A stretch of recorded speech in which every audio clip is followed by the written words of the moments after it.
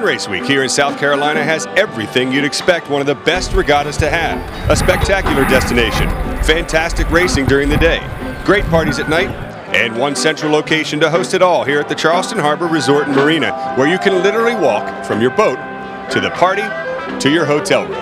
And then, of course, there are the sailors. What I really like about this regatta is the fact that I can do terribly out on the race course and these are still free. I love the setup. The beach and where the boats are right there, it's awesome. Free room from 6 to 9? Well, I love the opportunity to get out there and actually do some ocean sailing. That's pretty cool. I think I love being on the beach in, was it early April, having all these people around. It's great. It's awesome. That's for our fans in the front here. There's rum and sailing and friends and More rum. more rum. We're landlocked in Denver. It's great to come out here and get on the water. It's a blast to be here, and I miss all our friends in Annapolis that couldn't be here this weekend. Cheers! Hi, I'm Tucker Thompson from T2P TV, and we hope you're enjoying our coverage here at Charleston Race Week because there's a lot more in store, including a special surprise for the sailors tonight. But now it's time to get back out on the water and do some racing. This is day number 2. We know that grip and traction are important to sailors. To come up with our new Grip X3 technology, we tested a combination of over 1,000 different outsole designs and rubber compounds for our stickiest, grippiest bottom yet for the ultimate in wet-dry traction. Grip X3 technology is a patent-pending innovation designed to give serious sailors ultimate grip, whether competing in a world-class event or going for a weekend sail. Welcome back. We're offshore with the start of the first race of the day in IRC. On the line, there's the gun. Interlodge is in big trouble. That Black Hall was heading backwards, with the rest of the fleet heading forward. The biggest boat in this division is George Sekelaris' Shockwave, currently in first place. Next off the line is Perf A.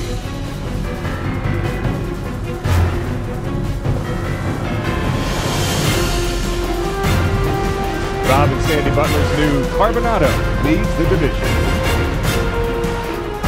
Greg Manning's Sarah leads Perf B.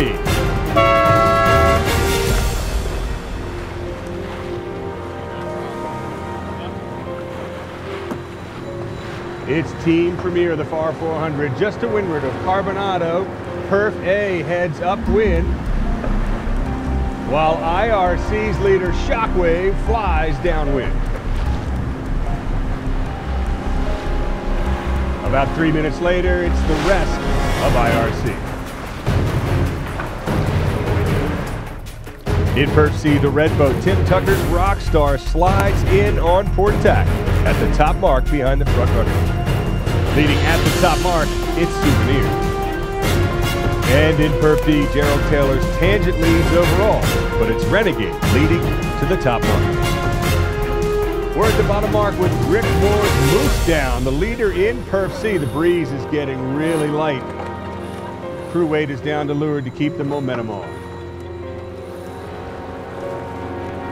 Bill Hackles of Mosier leaves the Spinnaker up to within 1 length of the mark, and he splits to the left-hand gate.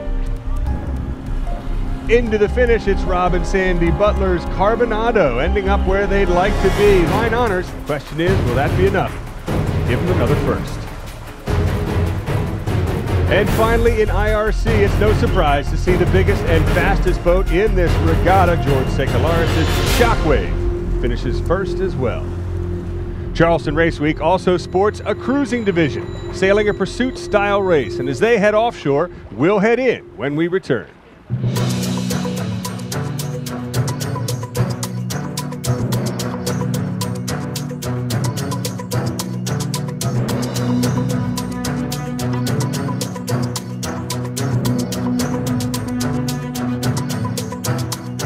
When performance counts, the choice is clear. North Sails, better by design.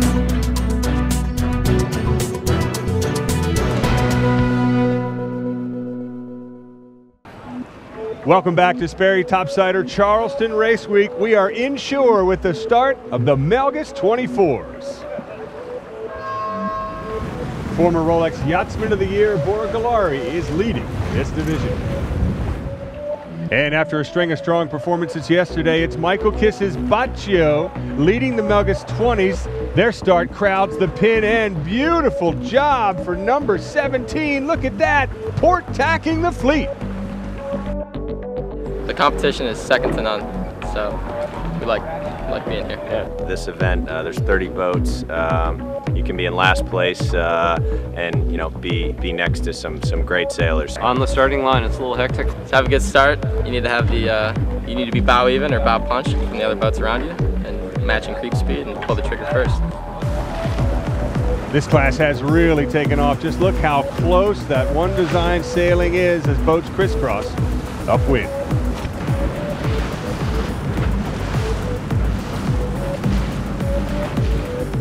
Story is the same as yesterday. The ebb tide has the upwind boats going up the center, and these Melges 24s head downwind on the edge. At the top mark for the Melges 20, Shimmer is in the lead by about 2 lengths. Upper left side of this beat was definitely favored, and we see the majority of the fleet approaching on port. That's going to make for some entertaining roundings. The current is also a lot more right to left here. It is hard to get around that mark, and here come some starboard tackers.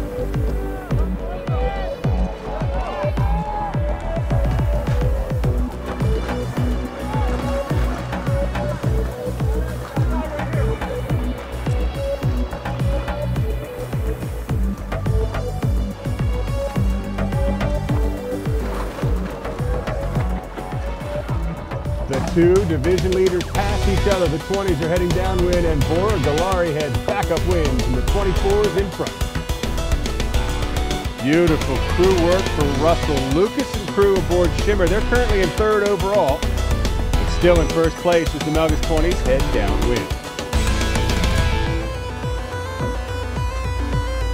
A lot of these Melges 20 owners also have Melges 32s. They use the boat to train, and there are a lot of professionals in this group as well. Melges 20, the next big thing. Here's Travis Weissleiter's Leyline team. 2nd place overall. Almost a double-digit score for them, but in this fleet, they're still looking good.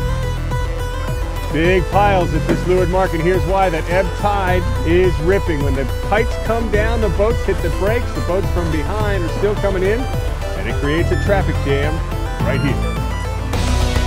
As the Melges 24s head downwind for the last time, the sun has come out, moved these clouds away, and shifted the breeze to the right. Every boat is on port. Into the finish, it's Team West Marine rigging New England ropes. No matter what you call it, I call it impressive. Bora Galari wins the race.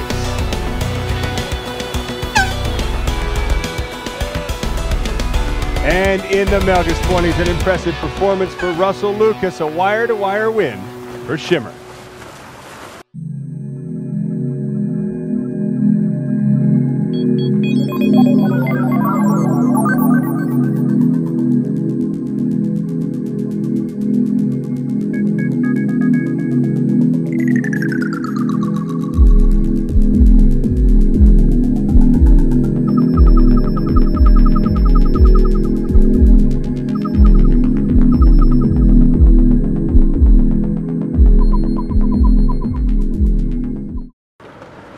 Welcome back to Charleston Race Week. We are on Circle 1 off of the battery.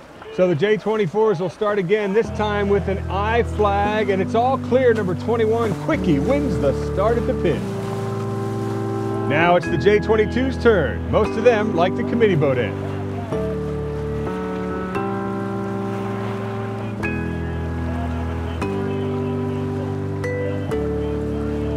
J24s have already rounded the top mark. Mike Ingham's in the lead. He did an immediate jibe around the top mark. It looks good. It's a big right-hand shift, and the rest of the fleet sees it too.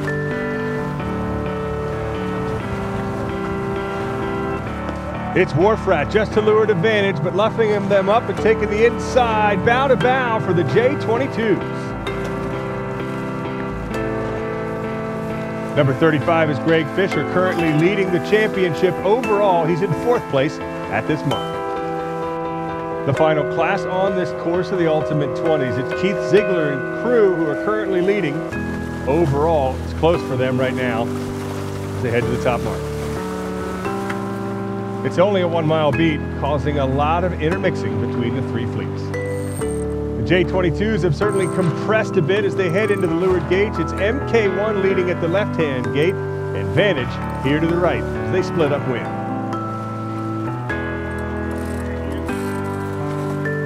We've had a lead change in the Ultimate 20s. Keith Ziegler is now in second. BJ Jones's Rumbullion has pulled forward. Here at the leeward mark, an early drop though, and that's going to give Ziegler a chance to reel it back in. We've had a lead change in the J24s as well. Chip Till is now out in front aboard Murder Incorporated. Beautiful takedown, slow on the jib sheet, but I'll bet they'll recover.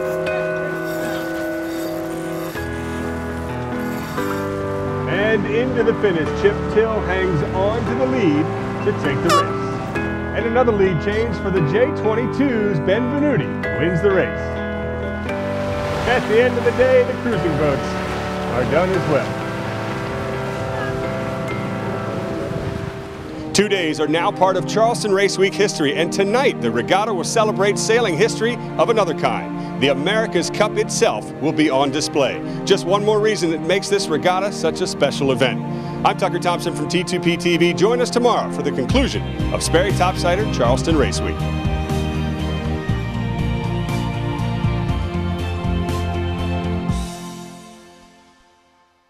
If Mount Pleasant, South Carolina were a meal, you'd savor its every flavor. Linger longer because you simply didn't want it to end. No matter what you choose to eat or drink, or how you choose to play and stay, Mount Pleasant has an unbelievable array of restaurants, activities, and accommodations for every style and taste, all just minutes from historic Charleston and the area's finest beaches. Come on over.